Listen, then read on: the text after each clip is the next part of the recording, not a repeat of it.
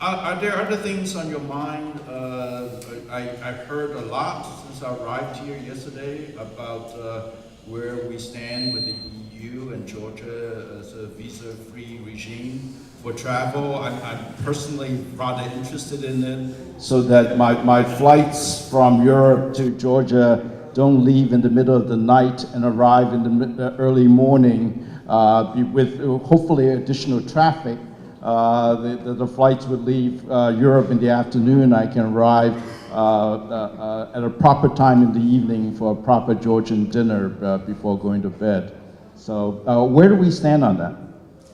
Thank you very much. Indeed, this is the hottest issue in Georgia right now, and we have EU Ambassador, Mr. Janos Herman, and who is really, by the way, very supportive. I would like to take opportunity to thank you, Mr. Ambassador, for your great support. And Georgia has fulfilled its assignment. We have completed all the technical parts of Visa Liberalization Action Plan.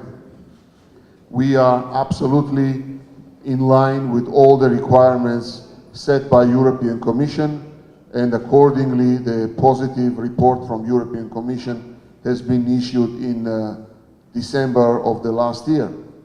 Now we are in the process of consolidating support among the member states, because as you are aware, we need consensus in a Council of European Commission, and then of course European Parliament should approve this decision. We are very hopeful. I would refrain from going into details of our discussions and conversations with European leaders, but of course we understand the challenges that Europe faces, the migrant crisis, the inflow of migrants, referendums that was held in Netherlands, upcoming referendum in United Kingdom. And of course, these are issues that we understand as part of European family, and we are part of European family historically. We have been part of European culture. And of course, this is a final destination for us. We know it will take time.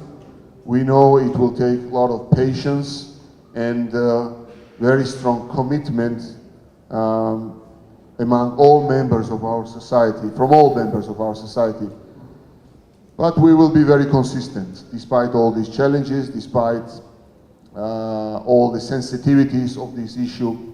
We believe that until the end of this year, hopefully until the elections, since this issue is very important for generating even more support among pro-Western political forces, we hope that it will be completed by the 8th of October, when we have parliamentary elections. But it's up to member states now to make decisions. Georgia has completed its own part. Now it's up to European countries to make decisions.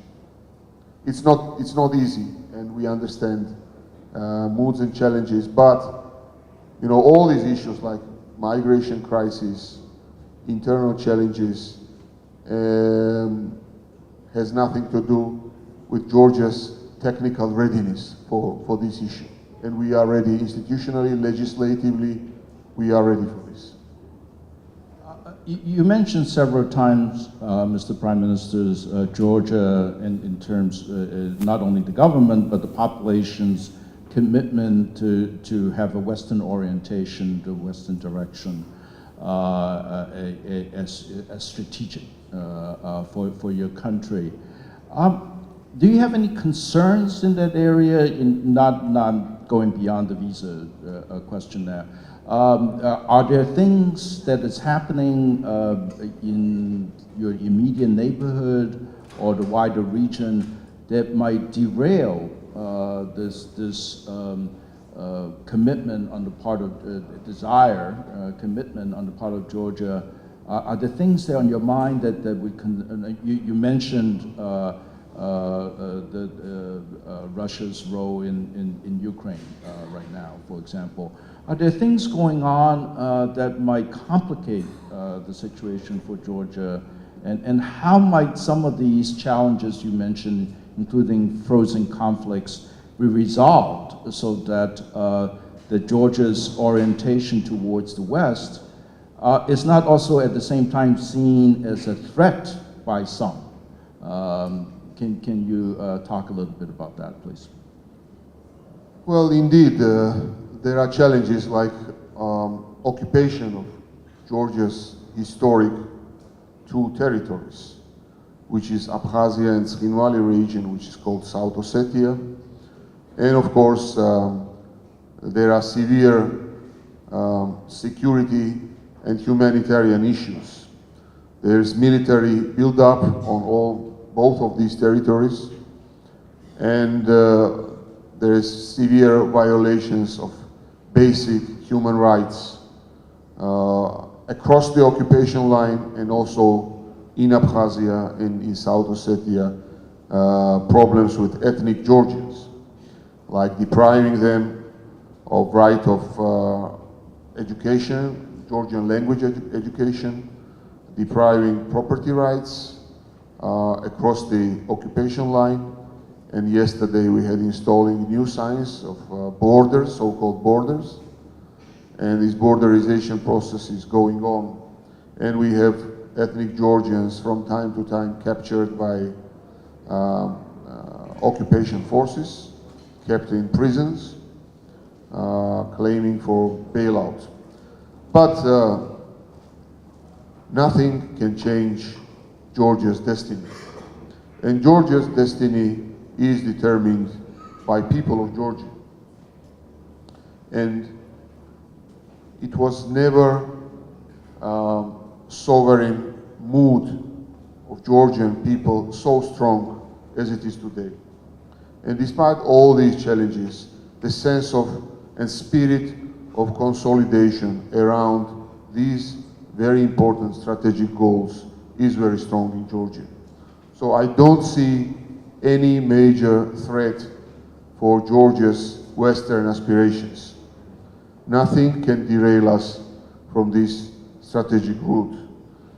Given, again, important reforms, given democratization of Georgia, building institutional democracy, improving democracy standards in Georgia, which is, by the way, confirmed by reputable international institutions. World governance indicators from the World Bank last year issued a report on dramatic improvement in Georgia in freedom of expression, absence of violence, stability, regulatory quality, etc., etc. So these are very important achievements, and these achievements determine the future of Georgia, not the challenges that we have. So this is important to improve, to create democracy in this country, and to taste this democracy, and to vaccinate ourselves against negative dark sides of the past. This is what makes Georgia truly European, and this is what creates European destiny of Georgia. Well, that's most encouraging. Thank you very much. Unless there are other urgent questions for the audience, I propose that I turn the time back to the organizers. But before that, please join me in thanking the Prime Minister for his opening.